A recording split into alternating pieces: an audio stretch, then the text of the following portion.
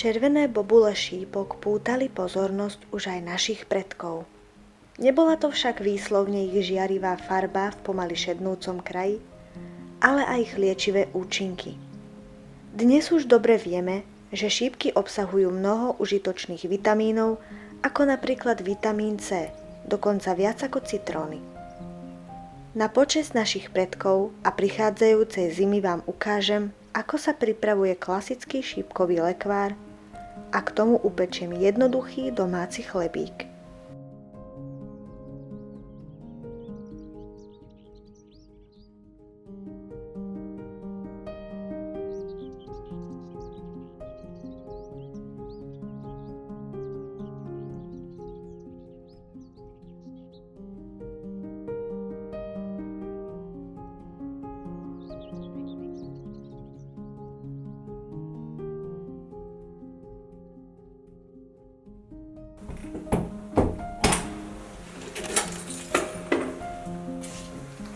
Základný recept je tento. Na 2 kg šípok potrebujeme 1 kg cukru.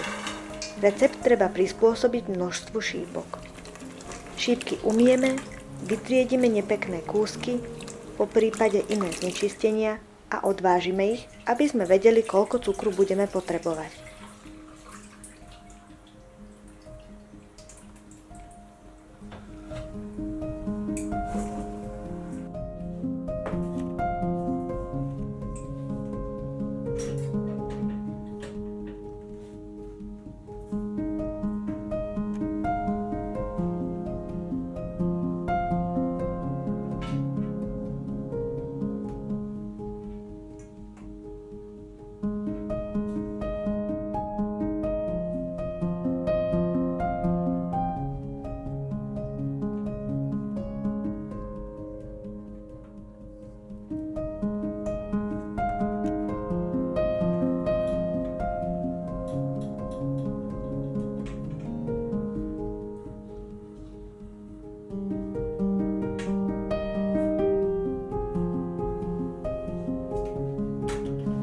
Šípky zalejeme vodou, stačí tak, aby sa do nej ponorili a na pomalom ohni pomaly varíme, až kým úplne nezmäknú.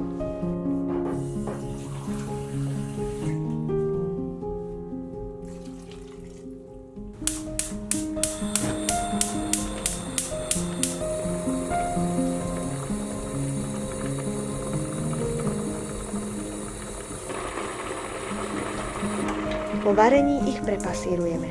Takto sa zbavíme semiačok a pichľavých čiastočiek. Následne pyré vrátime do hrnca, pridáme cukor a povaríme.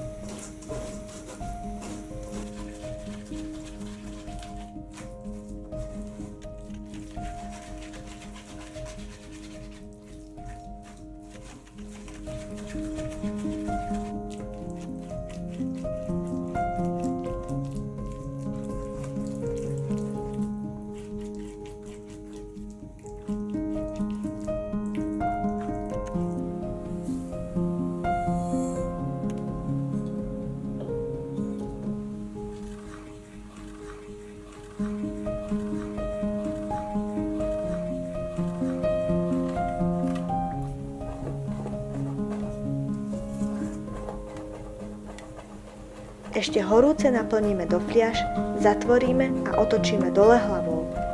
Necháme ich odležať 24 hodín.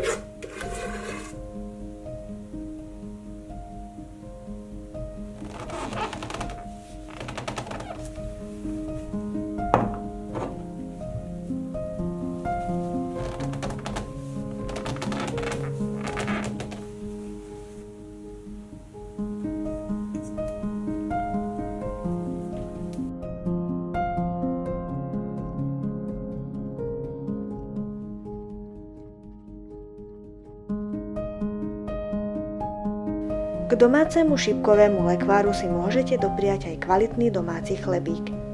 Ja ho pripravujem viac menej od oka. Používam naň približne 750 g múky, pol hrnčeka vlažného mlieka, 7 g droždia, lyžicu octu, lyžičku soli a približne 300 ml vody. Môžete pridať aj lyžičku rasce či ľanových semiačok. Najprv zmiešam droždie, trochu múky, mlieko a nechám kvasinky prebudiť. Potom primiešam ostatné suroviny a vymiesim cesto.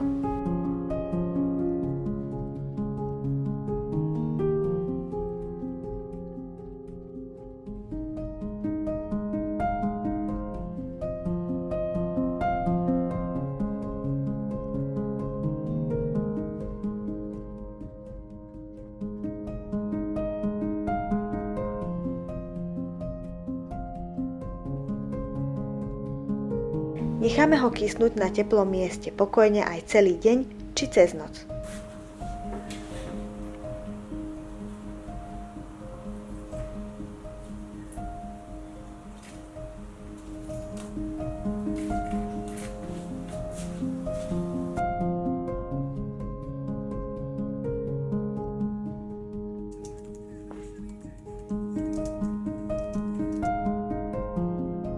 Cesto preklopíme na pomúčenú dosku a vytvarujeme peceň.